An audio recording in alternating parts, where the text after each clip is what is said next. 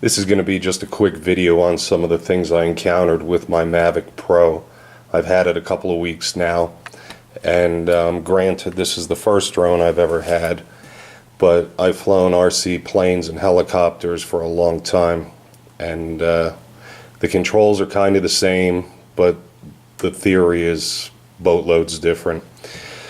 So basically what I'm going to cover is some of the issues that I ran into myself that almost made me return this thing. Yeah, I'm recording out in my shop today only because it's quieter and I can do some stuff out here that I can't in the house. So anyway, the first thing that I want to talk about is if you're not the kind of person that likes to read directions or owner's manuals or whatever, is mounting your propellers. The propellers are different. There's two, if you can see this, in the center there where the hole is, it's smooth all the way around it. So this propeller goes on, if the drone is facing away from you, goes on the left rear. Same propeller goes on the right front. Now if you look at the other propeller, and you'll see those nubs in the center by the hole that are sticking up. The ones with the nubs go on the right rear and the left front. And if you hold the two propellers side by side, one with the nubs and one without, you'll see that they are indeed different. The pitch is reversed on one of the blades, and I'm guessing that's to enable it to control and pitch and yaw and so forth. So that's one thing that'll drive you crazy if you're not aware of it when you try to put your propellers on, because you can't get the other ones on in the wrong locations. The second thing that I wanted to talk about was the constant disconnect from the controller to the drone. When you're running the DJI Go app.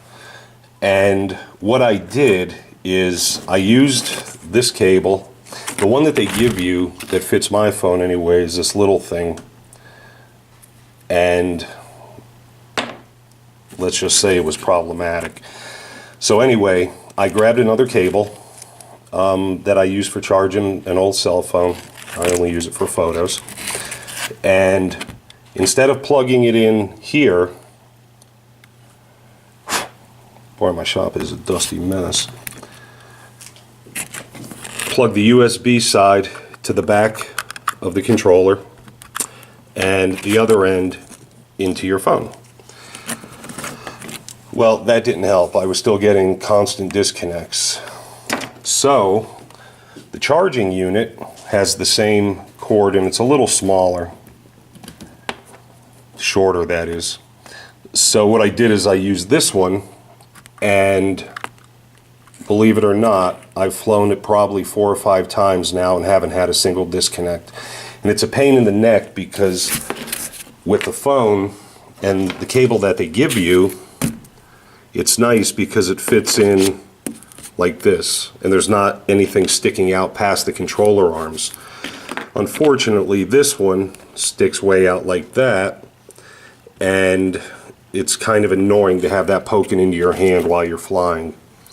But I'd rather have that than the constant disconnects.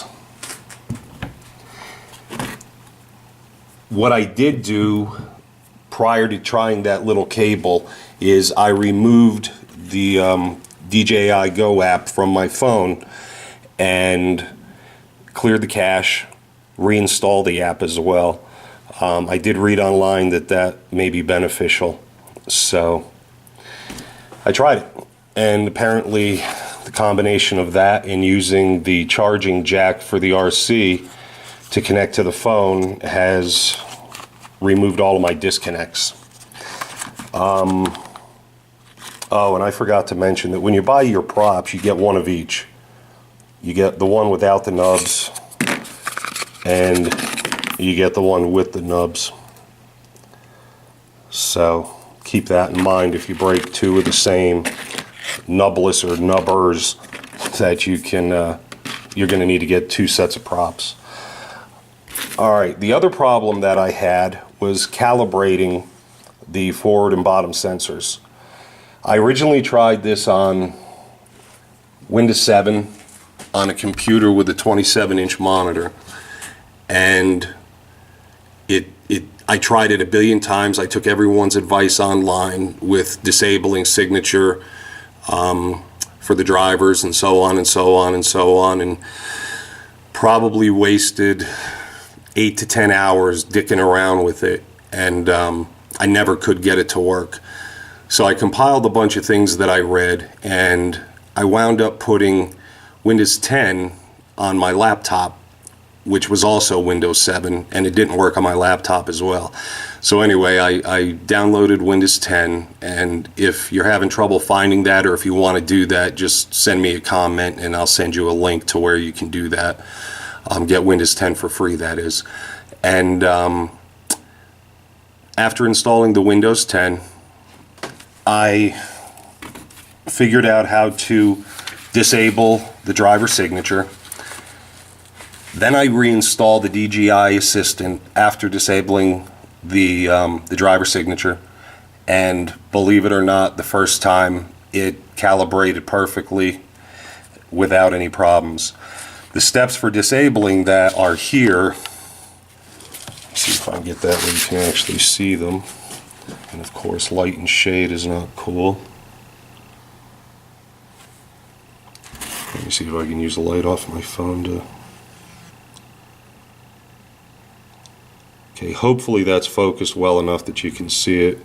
But if you want to try that, just pause the video or do a screenshot or something and print it out so that you can do it on your own system while you're disabling the drivers.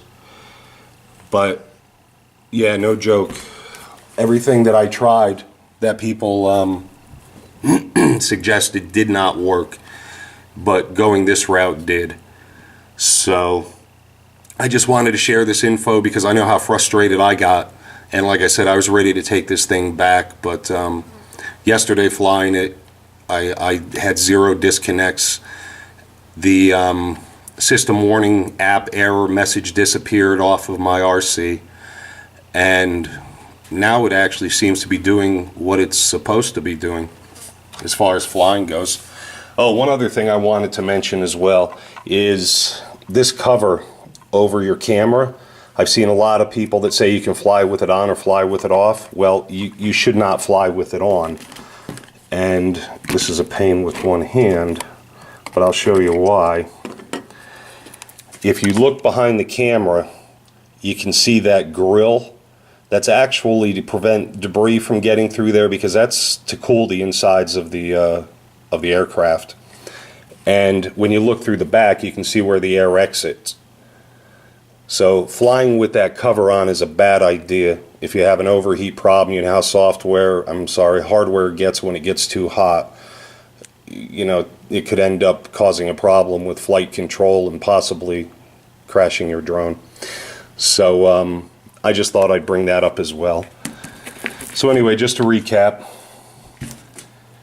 the cord that came with the DJI Mavic is the one that I'm using to connect the phone to the RC, and again, it's worked without any problems.